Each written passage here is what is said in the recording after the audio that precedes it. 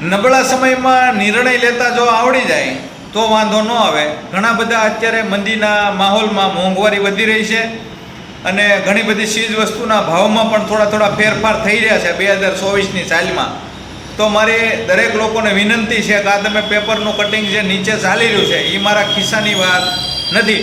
80 લાખ લોકોને તમાકુ ભરખી ગઈ છે. 5000 કરતાં વધારે રાસાયણિકો ઝેરી દ્રવ્યો એની અંદર એવા છે કે તમને કેન્સરના ચાન્સ વધારી દે છે, નપુસંકતાના ચાન્સ વધારી દે છે, તમારું જીવન વહેલા ટૂંકાવી શકે એવા દરેક અવગુણો તમાકુની અંદર છે. છતાં પણ આપણને એની ગંભીરતા નથી.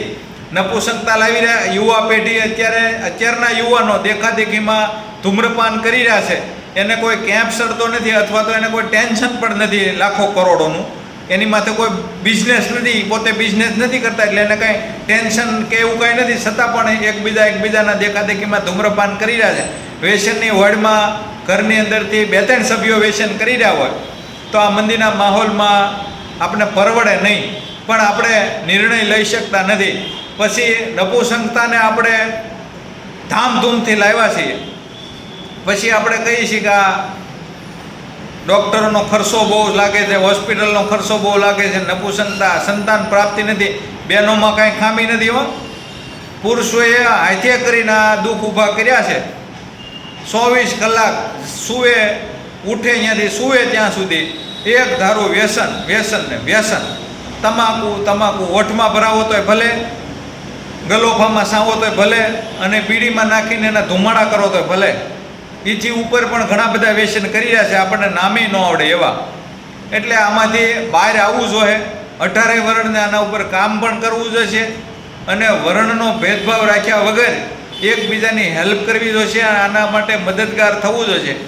અમે ઘણા બધા પ્રયત્નો કરીએ છીએ. 5મા મહિનામાં પર ડે 14.5 લોકોની એવરેજ સત્ય સનાતન વ્યસન મુક્તિ અભિયાનની ઓફિસની મુલાકાત કયો કે કુરિયરના માધ્યમથી ટેલિફોનિક લોકોનો સંપર્ક કયો, 14.5% એવરેજ બેઠી છે એક પર દિવસની. એટલે તમે સમજી શકો છો કે આની ગંભીરતા શું હશે. આ વિડીયોને દરેક લોકો સુધી, દરેક ગ્રુપમાં શેર કરી દેજો. તમે બીજી કાંઈ માહિતીને જાણતા હોય કે ન જાણતા હોય પણ આની અંદરથી બહાર આવવું જોશે. અત્યારે 40% નપુસંકતા, સંતાન પ્રાપ્તિ નથી થતી. પણ બહેનોમાં મિસ્ટેક નથી એ હું એકવાર નહીં અને લાખ વાર કહીશ. આપણે પુરુષોએ યુવા પેઢીને ખતમ કરવા માટેના પ્રયત્નો અત્યારે જે હાથ ધર્યા છે જોરશોરમાં, ધૂમ્રપાન કરીને, વ્યસન કરીને, એ કોઈ બચાવી શકશે નહીં. માટે આના અંદરથી બહાર આવવું જોઈએ.